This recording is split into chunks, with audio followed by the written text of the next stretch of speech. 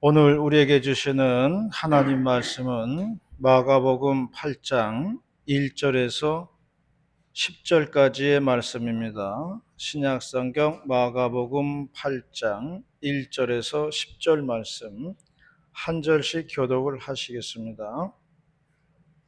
그 무렵에 또 큰 무리가 있어 먹을 것이 없는지라 예수께서 제자들을 불러 이르시되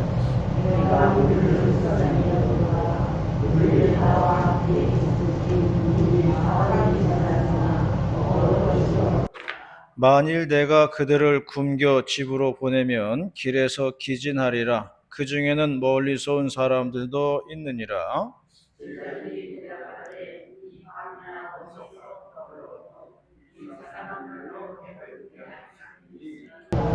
예수께서 물으시되 너희에게 떡 몇 개나 있느냐? 이르되 일곱이로소이다 하거늘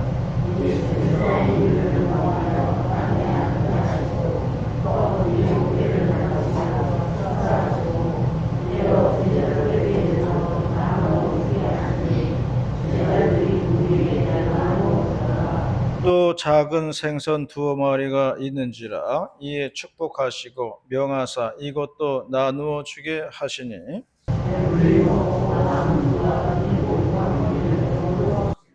사람은 약 4천 명이었더라. 예수께서 그들을 흩어 보내시고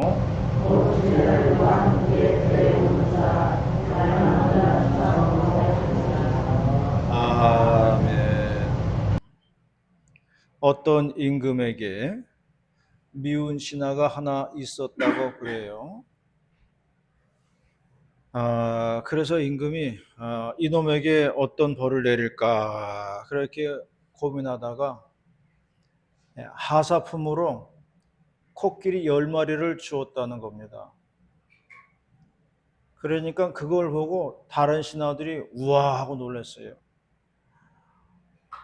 기막힌 하사품을 주신 것에 놀라고 그리고 부러워했어요. 그런데 그 신하는요 1년 만에 쫄딱 망했다는 겁니다. 왜냐하면 코끼리 10마리가 먹어대는 것을 감당할 수가 없는 거예요. 이게 임금이 하사품으로 내려준 거라서 이거 뭐 처분할 수도 없어요. 남칠 수도 없고 팔아먹을 수도 없고요. 이거 그냥 데리고 키워야 되는데 이 10마리 코끼리 먹는 거 감당할 수가 없는 겁니다. 그래가지고 그 신하가 망했다고 하던 그런 이야기입니다. 우리가 짐승을 키워보면 알겠지만요. 사람은 굶어도요. 짐승은 밥을 줘야 됩니다. 그게 주인의 심정이에요. 오늘 본문의 말씀은 예수님께서 백성들을 먹이셨다는 말씀입니다. 오늘 본문의 말씀은 칠병이어의 기적의 말씀인데요. 성경에는 이와 비슷한 급식 기적의 내용이 두 가지가 나오고 있습니다. 하나는 오병이어의 기적이고요. 또 하나는 오늘 봉독한 칠병이어의 기적이 되겠습니다. 이 두 가지가 있어요. 그래서 오늘 본문의 말씀은 그 두 번째인 칠병이어의 기적에 대한 말씀입니다. 오늘 본문을 통해서 함께 은혜의 말씀을 나누고자 합니다.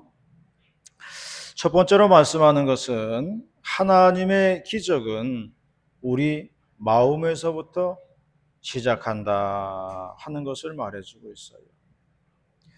2절 말씀을 다 같이 봉독하도록 하겠습니다. 2절 말씀 시작.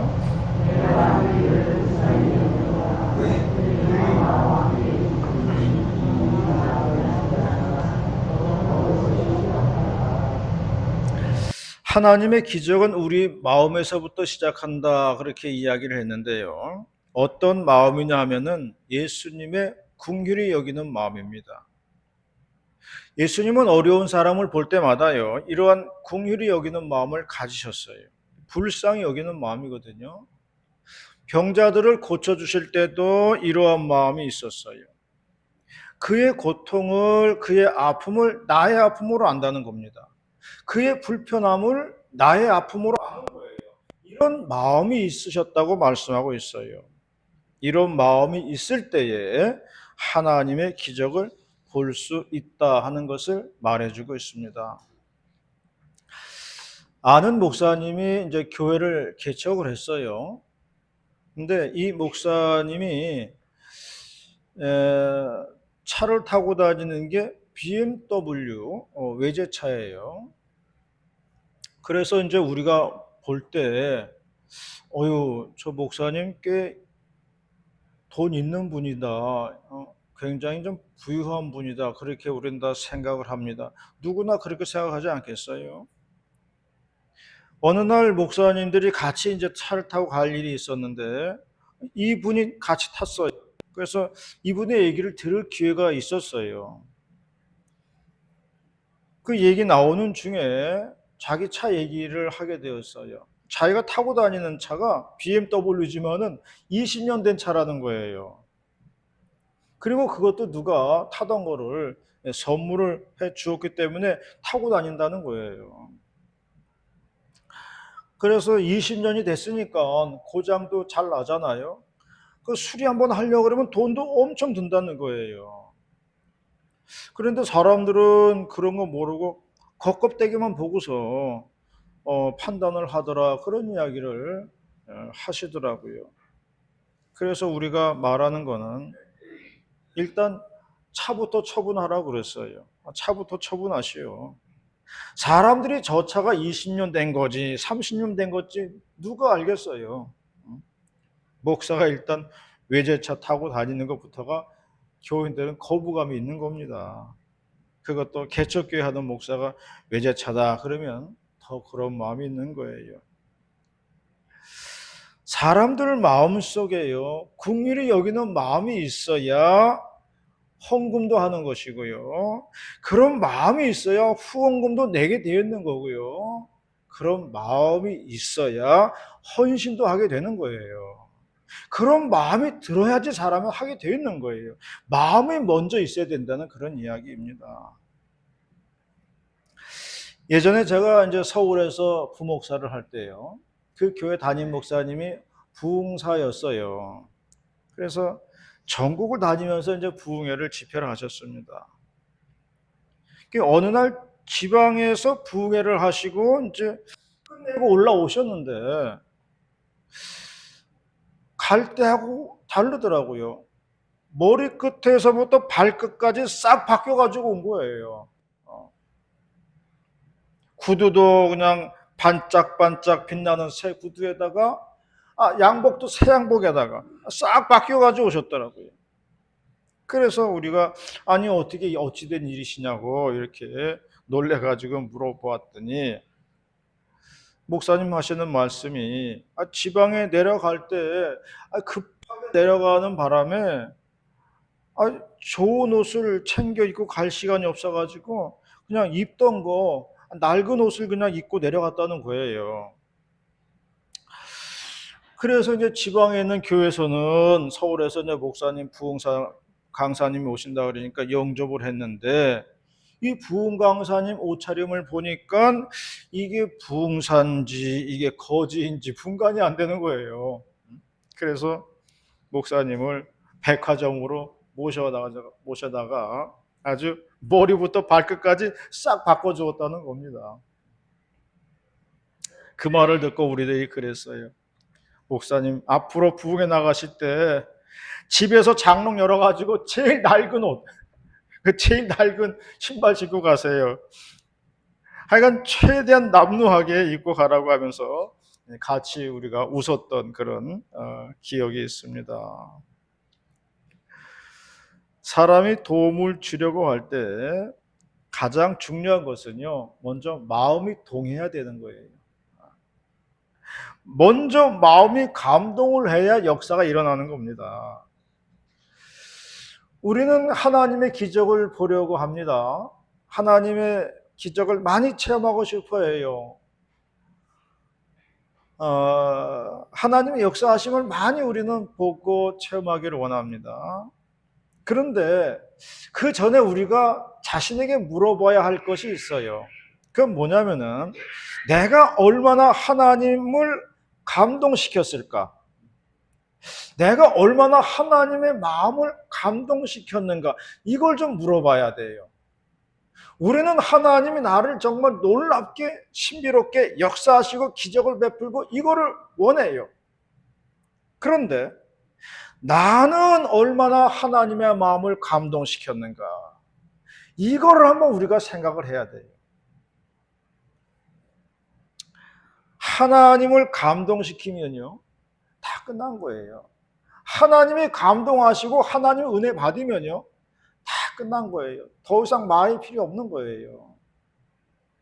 우리가 하나님의 은혜를 사모하고 정말 하나님의 축복을 사모하고 하나님의 기적을 사모한다면 내가 얼마나 하나님을 감동시켰나, 이걸 우리가 한번 돌아봐야 한다는 것이에요. 오늘 본문에서 말씀하신 것처럼 예수님은 무리를 불쌍히 여기셨다고 했습니다. 우리와 함께 있은 지가 3일이 되었는데 먹을 것이 없다는 거예요. 예수님께서는 백성을 굶길 수가 없었습니다. 예수님은 백성을 향하여 불쌍히 여기는 마음이 있었다고 했습니다. 그러한 마음이 기적을 만들어낸다는 것을 말씀하고 있는 것이에요. 우리가 역사와 기적을 체험하려면 먼저 하나님의 감동하심이 있어야 합니다. 하늘은 스스로 돕는 자를 돕는다고 했어요. 이 말은 내가 이 땅에서 열심히 하면은 하늘도 감동해서 도와준다는 말이에요. 하나님도 감동을 받아야 됩니다. 하나님도 우리로 하여금 은혜를 받아야 돼요. 우리 때문에 감동하시고 우리 때문에 은혜를 받으셔야 되는 거예요. 그래야 우리 앞에 하나님의 인도하심과 기적이 펼쳐진다는 것을 잊지 마시기를 바랍니다. 하나님의 인도하심과 기적을 체험하는 우리 모두가 다 되시기를 바라겠습니다. 두 번째로 말씀하는 것은 맡겨진 본분을 다할 때에 기적은 일어나더라 하는 것입니다. 4절과 5절 말씀 다 같이 봉독하도록 하겠습니다. 4절과 5절 말씀 시작.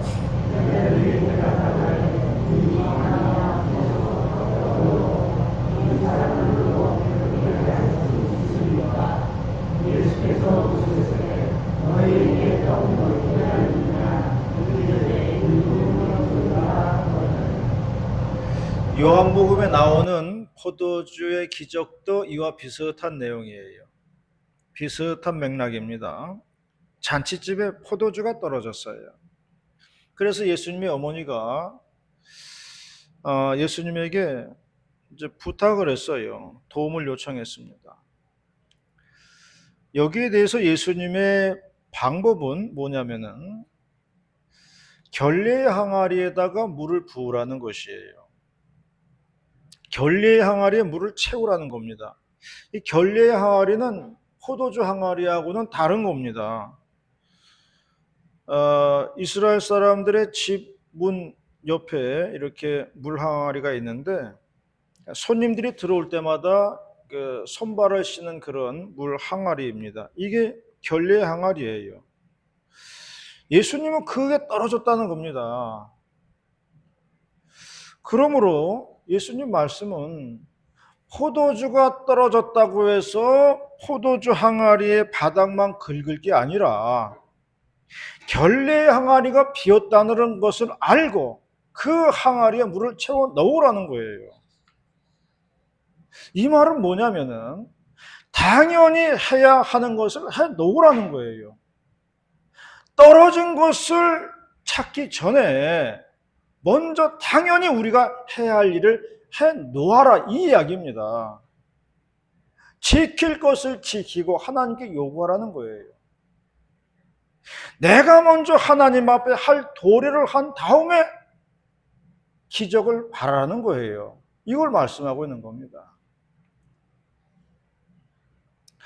본문에서 제자들이 말했습니다. 우리가 이 광야에 어디에 가가지고 떡을 구해다가 이 많은 사람들을 먹이겠습니까? 그렇게 말했어요. 그때 예수님의 대답은 우리에게 떡이 얼마나 있느냐 그 말씀을 했어요. 백성들을 먹여야 하는 것은 우리의 도리라는 거예요. 우리의 책임이라는 겁니다.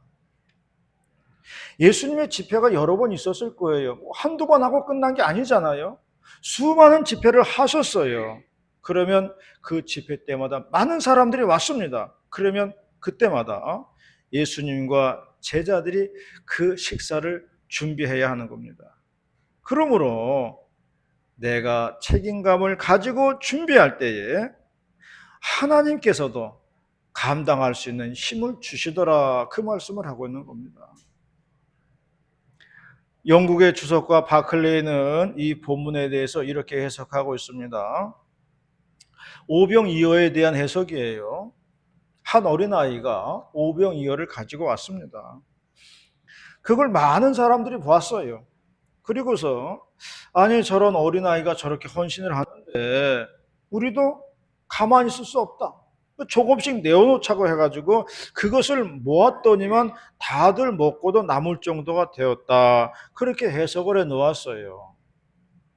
오늘 본문도 비슷한 해석을 했습니다. 무리들을 잔디밭에 앉게 했습니다. 그리고 자신들이 가지고 온 것을 나누었다는 것입니다. 뭐 다 빈손으로 온 사람들은 아닐 거라는 거예요. 그러니까 조금씩 음식을 나누었을 때에 모두 다 먹을 수 있었다. 그렇게 해석을 해놓고 있습니다. 이 해석이 맞는지는 모르겠어요. 이 해석이 맞는지 저 해석이 맞는지는 모르겠는데요. 그런데 중요한 것은 있어요. 이렇게 했든지 간에 저렇게 했든지 간에 중요한 건 뭐냐면은 예수님이 식사 배급을 해결했다는 것이 중요한 거예요.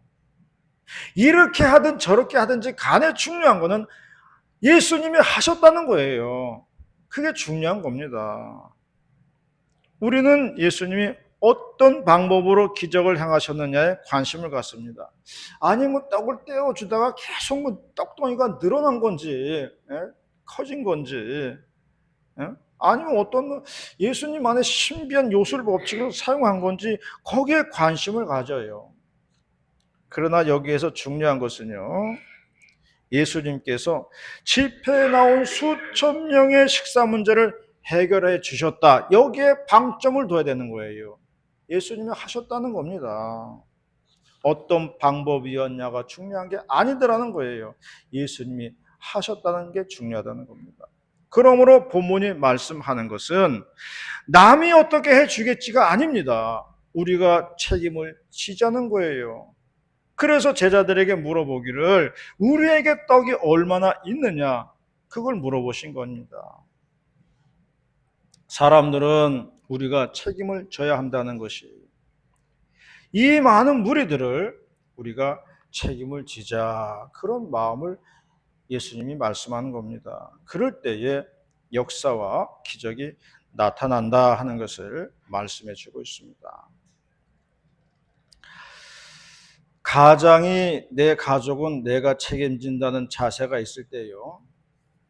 이 추운 겨울에 일하러 나가는 겁니다. 요즘 동네 보니까 공사가 한창이에요. 추운 겨울이에요. 그런데 이른 아침부터 우두두두 해가면서 공사를 하더라고요. 교통 정리하는 사람들도 춥죠. 두꺼운 잠바 입고 교통 정리하더라고요. 나는 훌륭한 가장의 모습이라고 생각을 합니다. 저렇게 열심히 일할 때 가족들은 따뜻하게 겨울을 보낼 수가 있는 거예요. 목사가 내 교인들은 내가 책임져야지 하는 마음이 있어야 조금이라도 더 무릎 꿇고 기도하는 겁니다. 그러한 자세들이 있을 때에 하나님의 역사하심과 기적은 나타난다는 것을 얘기하고 있습니다. 황 집사님하고 차를 타고 가면서 옛날 얘기를 하게 되었어요.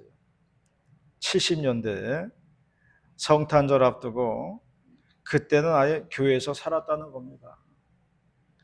그전에는 그렇게 교회로 몰려들었어요. 뭐 오라고 광고한 적도 없어요. 모이라고 광고하지 않았어요. 그런데 의례껏 교회에 와야 되는 줄 알고 교회에 왔고요.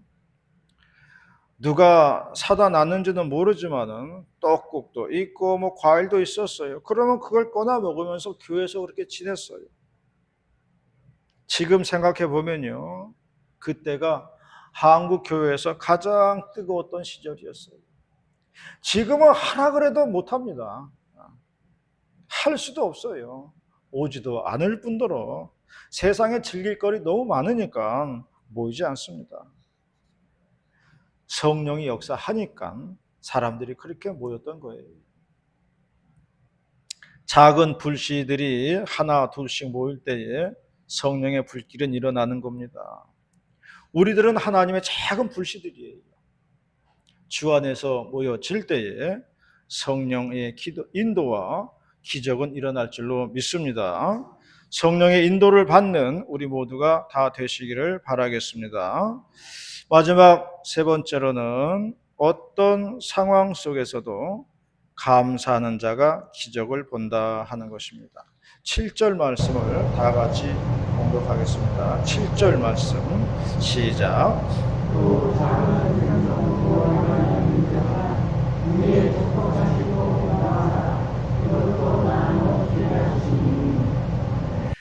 일곱 개의 떡덩이를 들고 감사하셨다고 6절에 말씀했습니다. 7절에는 두 마리의 생선을 들고 감사하셨다고 말씀하고 있습니다. 지금 상황은 최악의 상황이에요. 수천 명이 앉아 있었는데 예수님의 손에 들려진 것은 7개의 떡과 두 마리의 생선이에요. 그런데 예수님은 그것을 들고 감사 기도를 드리셨다는 겁니다. 그리고 떼어 주었더니 모두가 배불리 먹고 7광줄이 남았다고 기록하고 있어요. 여기서 우리가 보아야 하는 것은 어떠한 절망적인 상황 속에서도 우리는 낙심하지 말아야 된다는 겁니다. 끝까지 하나님의 도우심을 기다리면, 그리고 감사하면 길이 열린다는 것을 말해주고 있는 거예요. 포기하기에는 아직 이르다는 겁니다. 이번에 축구를 보니까 그렇더라고요. 하여간 끝까지 끝날 때까지 봐야 되더라고요. 성질 급한 사람들은요, 다 안 보고 중간에 다 잤어요. 근데 끝까지 봐야지 결과를 알더라고요. 그러므로 우리가 인생을 포기하기에는 너무 이르다는 거예요. 끝까지 하나님의 손길을 기다려야 하는 것이라고 말씀하고 있습니다. 그러면 반드시 하나님의 도움의 손길이 온다, 이것을 이야기하고 있습니다. 전국 노래자랑으로 유명한 그 송혜 선생님이 얼마 전에 돌아가셨죠. 그분은 생전에 이런 말을 했어요. 사람들이 땡 하고 종치는 거하고 딩동댕 하는 것 중에서 어느 게 더 소중하냐고 묻는다는 거예요. 그런데 사람이 땡을 받아보지 않으면은 딩동댕의 감사함을 모른다는 겁니다.